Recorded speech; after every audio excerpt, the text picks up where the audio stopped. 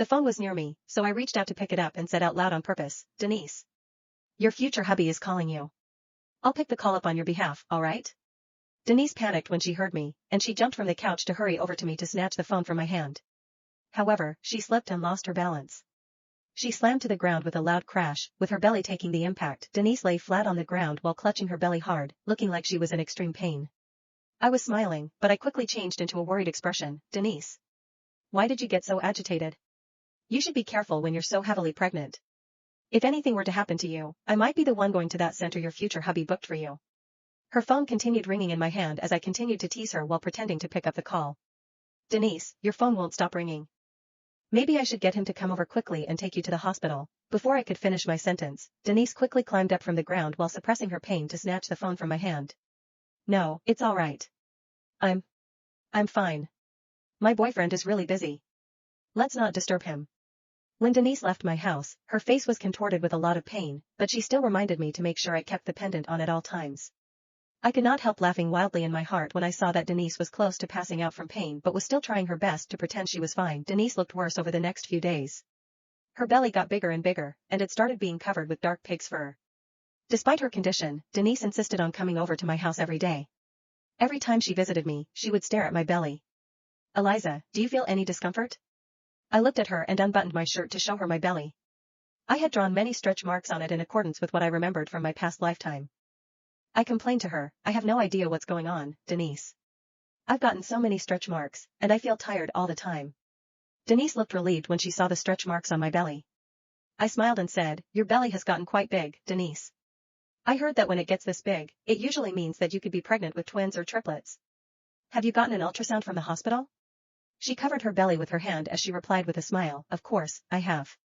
The doctor said that my baby is very healthy." Denise continued visiting me every day, and if this went on, she might suspect my pendant was fake. With that in mind, I gave her an excuse the next day to go to my grandmother's house to rest while waiting for my baby to be born. My grandmother had never liked Denise because she was my stepmother's daughter, while Denise returned the sentiment. That was why I was confident she would not visit me often at my grandmother's house. My baby continued growing healthily under my grandmother's love and care. Despite Denise staying away physically, she insisted on video calling me every single day. In order to curb any suspicion, I forced myself to pick up her calls. However, I could tell that Denise's condition was deteriorating every day, which never failed to put me in a good mood. "Denise, oh, Denise." She was already suffering so much but still remembered to ensure that I had the pendant. I could not let her down and continued putting on my act. I created a fake medical report and snapped a photo of it to show Denise. "I'm so scared, Denise. The doctor told me that my baby is abnormally small, but I've been eating and sleeping well all this time. Look at my belly. It's covered with stretch marks when it's so small, and the marks are even extending to my neck. Why do the stretch marks look just like the ones on the pendant you gave me?" Denise looked anxious for a moment before comforting me. "You must be imagining things, Eliza. Stretch marks are genetic. My mom told me about how your mom's belly was covered in stretch marks as well after she gave birth to you. That's why Dad never touched her after giving birth." "Oh, that's not what I mean, Eliza. Please don't get me wrong. My boyfriend got me an ointment from overseas that works great on stretch marks. I'll deliver it over to you one day soon." At the mention of Simon, it reminded me that he had stopped contacting me ever since I came to my grandmother's house. He must be staying by Denise's side and taking care of her. I wanted to see what sort of baby could be created by this adulterous pair. Just when I thought Denise had completely let her guard down, she appeared at my grandmother's house 3 days later, accompanied by Simon.